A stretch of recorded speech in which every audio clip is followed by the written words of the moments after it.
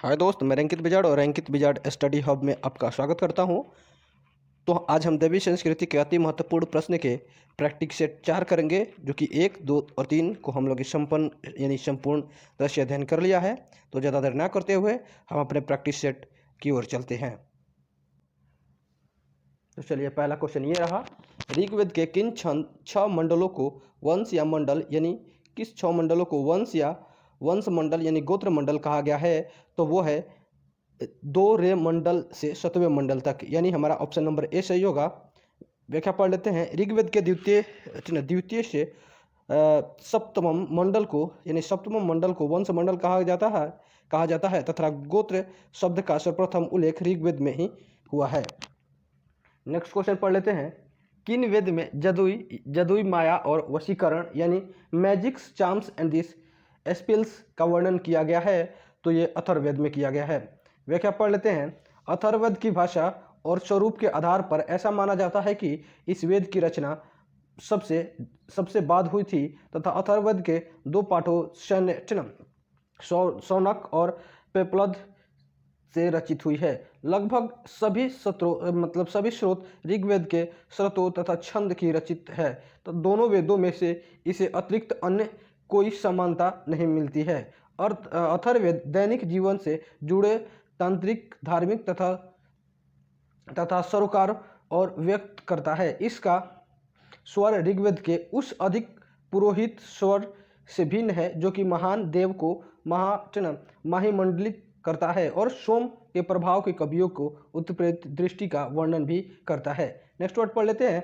आर्य शब्द इंगित करता है। तो आर्य जो शब्द है ये क्या इंगित करता है? तो ये हमारा आर्य शब्द श्रेष्ठ वंश को इंगित करता है। व्याख्या पढ़ लेते हैं। आर्य शब्द का शाब्दिक अर्थ यानी श्रेष्ठ यानी कुलीन होता है। आर्य शब्द मतलब अर्ध धातु से बने हैं जिनका अर्थ जो संस्कार द्वारा श्रेष्ठता स्थापित कर लिया हो। मैक्स मूलर ने आर्यों का भारत का आना मध्य एशिया से माना है। आर्यों द्वारा निर्मित सभ्यता दैविक सभ्यता कहलाई तथा आर्यों की भाषा संस्कृति, आर्यों का समाज पितृ प्रधान था। नेक्स्ट क्वेश्चन पढ़ लेते हैं। ऋग्वेद में कुल कितने मंडल हैं? यानी ऋग्वेद में कुल 10 मंडल हैं। व्याख्या पढ़ लेते हैं। ऋग्वेद सनातन धर्म अथवा हिंदू धर्म का स्रोत है। इसमें 1028 सूक्त जिनमें से देवताओं की स्तुति की गई है। इस ग्रंथ में देवताओं का यज्ञ के हवन करने के लिए मंत्र यही सर्वप्रथम वेद है। ऋग्वेद को दुनिया के सभी इतिहासकार हिंदू यूरोपीय भाषा यानी परिवार की सबसे पहली रचना माने जाते हैं। दुनिया के सर्वप्रथम ग्रंथ में से एक है ऋग संहिता में से 10 मंडल यानी बाल खिल्ले सहित 1028 सूक्त हैं। वेद मंत्रों के समूह को यानी सुत यानी कहा गया है, जिनमें से एक दैत्व तथा एकार्थ का ही प्रतिपादन रहता है। ऋग्वेद के सुत यानी विधिवत देवताओं के स्तुति करने वाले भाव भरते गीत हैं। इनमें से भक्ति भाव की प्रधानता तथा यद्यपि ऋग्वेद के अन्य प्रकार के स्तुति भी यहीं से प्राप्त होती है, परंतु देवताओं की स्तुति प्राप्त करने वाले स्रोत को ही प्रधानता ऋग्वेद माना जाता है। नेक्स्ट क्वेश्चन पढ़ लेते हैं। आर्य भारत में स्वतंत्रता आए तो ये आए थे मध्य एशिया से। व्याख्या पढ़ लेते हैं। मैक्स मूलर के अनुसार आर्य का मूल निवासी मध्य एशिया माना जाता था तथा आर्य निर्मित सभ्यता यानी दैविक सभ्यता कहलाए। व्याख्या पढ़ नेक्स्ट क्वेश्चन। कौन सा वेद अंशतः गद्य रूप में भी रचित है? तो कौन सा है जो गद्य रूप में है? तो ये आयुर्वेद है। व्याख्या पढ़ लेते हैं। आयुर्वेद हिंदू धर्म का एक महत्वपूर्ण सूत्री ग्रंथ है और इसमें 4 वेदों में से एक है। इनमें यज्ञ की असल प्रक्रिया के लिए गए गद और पद मंत्र हैं। ये हिंदू धर्म के 4 पवित्र प्रमुख ग्रंथों में से एक है और अक्सर ऋग्वेद के बाद दूसरा वेद माना जाता है। ऋग्वेद में 663 मंत्र पाए जाते हैं, फिर भी इसे ऋग्वेद से अलग माना जाता है क्योंकि आयुर्वेद में मुख्य रूप से एक गद्यात्मक ग्रंथ है। यज्ञ में कहे जाने वाले गद्यात्मक मंत्रों को यजुष कहा जाता है। नेक्स्ट क्वेश्चन पढ़ लेते हैं। सभा और समिति प्रजापति की 2 पुत्रियां थी पुत्रियां थी का उल्लेख किस वेद में प्राप्त होता है? तो ये सभा और समिति के 2 पुत्रियां थी जो हमारा अथर्ववेद में पाया जाता है। व्याख्या पढ़ लेते हैं। सभा और समिति प्रजापति की 2 पुत्रियां थी, इनका उल्लेख किस वेद में मिलता है? तो इनका उल्लेख अथर्ववेद में मिलता है। ये परीक्षाओं को परीक्षित और कुरु का राजा कहा गया है। इनमें कुरु देश के समृद्ध का अच्छा विवरण मिलता है तथा वेद में आर्यन अनार्य विचारधाराओं से समन्वय है। उत्तर वैदिक काल में इसे वेद का विशेषता का महत्व भी मिला है। नेक्स्ट क्वेश्चन पढ़ लेते हैं। ऋग्वैदिक युग की प्राचीनतम संस्था कौन सी थी? तो ऋग्वैदिक युग की प्राचीनतम संस्था कौन सी थी? तो वो विदत थी। प्राचीनतम संस्था विदत थी। व्याख्या पढ़ लेते हैं। यह आर्य की सर्वप्राचीन संस्था थी। इसे जनसभा भी कहा जाता था। रौथे के अनुसार विदत संस्था सैनिक, असैनिक तथा धार्मिक कार्यों से संबंधित थी। इस कारण के.पी.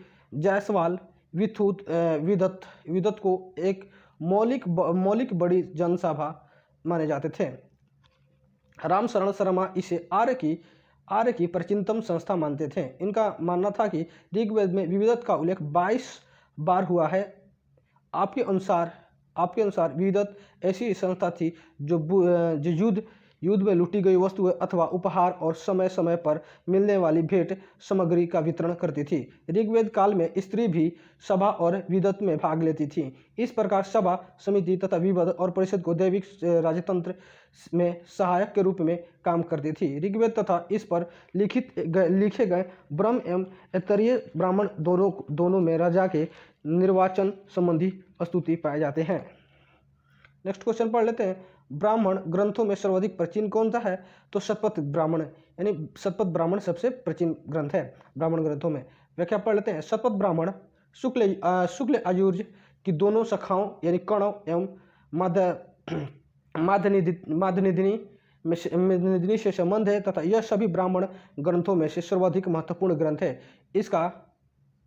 इसका रचयिता यज्ञ आलय को माना जाता है तथा शतपथ ब्राह्मण के अंत में उल्लेख है कि अष्टम सआनदिया मिनमानी जो थे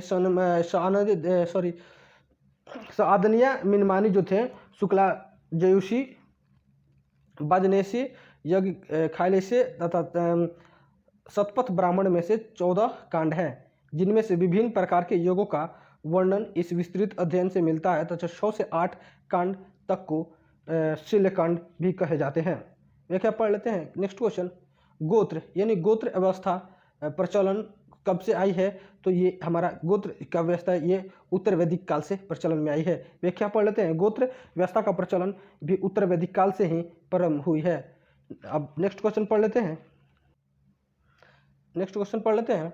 अनुमोल विवाह का अर्थ क्या है? अनुमोल विवाह का अर्थ यह होता था कि उच्च कुल के पुरुष जो होते थे वो निम्न कुल की स्त्रियों से ब्याह करते थे। तो ऑप्शन के अनुसार हम पढ़ते हैं।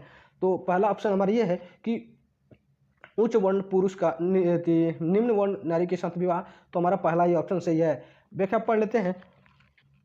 अनुलोम विवाह जाति के पुरुष यानी उच्च जाति के पुरुष और निम्न जाति के महिलाओं के बीच विवाह होता था, जबकि प्रतिलोम विवाह में उच्च जाति की महिला तथा निम्न जाति के पुरुष के विवाह होता था। Next question. प्रतिलोम यानी आ गया वहीं उच्च जाति की इसमें औरत होगी और निम्न जाति के पुरुष होंगे। दूसरा नंबर ऑप्शन प्रतिलोम वही है। आगे बढ़ते हैं। वैदिक युग में यौ कहा जाता था, तो जौ को हम यौ बोलते थे। वैदिक युग काल में यौ यानी यौ को हम क्या बोलते थे? जौ कहा जाता था तथा जौ यानी यौ मुख्य अनाज था। शाकाहार का प्राचीनतम था। सोमरस यानी अमृत जैसे का प्रचलन था। नेक्स्ट क्वेश्चन पढ़ लेते हैं। व्रीह शब्द का किसके लिए प्रसिद्ध था? बृहद जो था व्रीहि शब्द ये हमारे चावल के लिए प्रसिद्ध था। व्याख्या पढ़ लेते हैं। व्रीह यानी शब्द चावल के लिए प्रसिद्ध था। धान, चावल, अनाज अन्न जो होता है अन्ना को कहते थे। धान का खेत को कहते थे। चावल का बीज या दाना को कहते थे। चावल के बीज को दाना कहते थे। व्याख्या नेक्स्ट क्वेश्चन पढ़ लेते हैं। अर्थ क्या होता था। अथर्ववेद में आप जहाँ अथर्ववेद में हम लोग जानते हैं कि ये जादू टोना वशीकरण वगैरह होता था, तो वही अथर्ववेद है। यानी अथर्ववेद का मतलब है कि पवित्र जादू, यानी पवित्र जादू को ही बोलते हैं अथर्ववेद। व्याख्या पढ़ लेते हैं। अथर्ववेद संहिता हिंदू धर्म के शब्द पवित्रम ग्रंथों में से चौथे वेद और तथा अथर्ववेद की संहिता अथर्व ये मंत्र भाग है। इस वेद को हम ब्रह्म वेद भी कहते हैं। इसमें देवताओं की स्तुति के साथ साथ चिकित्सा विज्ञान और दर्शन के विभिन्न मंत्र हैं। अर्थ अथर्ववेद संहिता के बारे में कहा गया है कि जिस राजा के राज्य में अथर्ववेद जानने वाले विद्वान यानी शांति स्थापना के कर्म से निरंतर रहता है, वह राष्ट्र उपद्रव रहित होकर निरंतर उन्नत करता जाता है। तो सूची 1 और सूची 2 को सम्मिलित करना है। जैसे प्रथम सूची में दिया हुआ है ए में शिक्षा, दूसरा में कल्पसूत्र और निरुक्त छंद दिया है, और दूसरा सूची में ध्वनि शास्त्र, कर्मकांड, शब्द युक्ति शास्त्र तथा सभा शास्त्र एवं छंद शास्त्र दिया हुआ है। तो पहला में होगा शिक्षा जो है ध्वनि शास्त्र से संबंधित है, और वहीं कल्पसूत्र कर्मकांड से, निरुक्त जो है शब्द युक्ति शास्त्र से तथा छंद शास्त्र से संबंधित है, यानी ऑप्शन ए सही होगा। व्याख्या पढ़ लेते हैं कि व्याख्या इसका काफ़ी ज़्यादा लंबा है। चलिए नेक्स्ट क्वेश्चन देखते हैं। प्राचीनतम व्याकरण यानी अष्टाध्यायी के लेखक कौन है? तो पाणिनि। व्याख्या पढ़ लेते हैं। पाणिनि संस्कृत व्याकरण का और शास्त्र के सबसे बड़े और प्रतिष्ठित और नियामक आचार्य थे। इनका जन्म पंजाब के सलातुला में हुआ था, जो कि आधुनिक पेशावर पाकिस्तान के करीब तत्कालीन उत्तर पश्चिम भारत के गंधार में था। इनका जीवन काल 520 ईसा पूर्व से लेकर 460 ईसा पूर्व तक रहा। इन्हें व्याकरण को अष्टाध्यायी कहा जाता था। अष्टाध्यायी मात्रक यानी व्याकरण ग्रंथ नहीं है। इनमें से प्रासंकरण में तत्कालीन भारतीय समाज का पूरा भी चित्र भी इन्हीं के व्याकरण से मिलता है। नेक्स्ट वर्ड पढ़ लेते हैं। निम्नलिखित में से कौन सी स्मृति प्राचीनतम स्मृति है? तो मनुस्मृति जो है प्राचीनतम स्मृति है। व्याख्या पढ़ लेते हैं। भारत में वेद के उपरांत सर्वाधिक मान्यता और प्रचलन मनुस्मृति का ही है। इसमें चारों वर्ण यानी चरण आश्रय, श्लोक, संस्कारों तथा अस्पृष्टि उत्पन्न के अतिरिक्त राज्यों की व्यवस्था की गई है। राजा के कर्तव्य तथा भली भांति वेदों को सेना का प्रबंध भी इसी में किया गया है। उन सभी विषयों पर भी परामर्श दिया गया है जो कि मानव मात्र के जीवन में घटित होने वाली संभावनाएं हैं। यह सब धर्म व्यवस्था वेद का आधारित रूप है। नेक्स्ट वर्ड पढ़ते हैं। आदि काव्य की संज्ञा किसे दी जाती है? तो आदि काव्य की संज्ञा रामायण को दी जाती है। पढ़ लेते हैं। आदि काव्य यानी रामायण कवि वाल्मीकि द्वारा लिखी गई संस्कृत का एक अनुपम काव्य है। इसके 24,000 श्लोक हिंदू स्मृति का वह अंग है जिसके माध्यम से रघुवंशम के राजा राम की गाथा कही गई है। रामायण के 7 अध्याय हैं जो कि कांड के नाम से भी जाना जाता है। अग्निदेव कहते हैं कि वशिष्ठ जी वेदश्री तथा नारद से यह कथा सुनकर महर्षि वाल्मीकि ने विस्तृतपूर्ण रामायण का नामकरण महाकाव्य की रचना की थी, जो कोई भी इसका प्रसारण सुनता है वह स्वर्गलोक जाता है। Next question. प्राचीनतम पुराण है तो सबसे प्राचीनतम पुराण मत्स्य पुराण है। व्याख्या पढ़ लेते हैं। मत्स्य पुराण भगवान श्री हरि के मत्स्य अवतार की मुख्य कथा है तथा साथ इनके तीर्थ, व्रत, यज्ञ, दानी आदि का भी विस्तृत वर्णन मिलता है।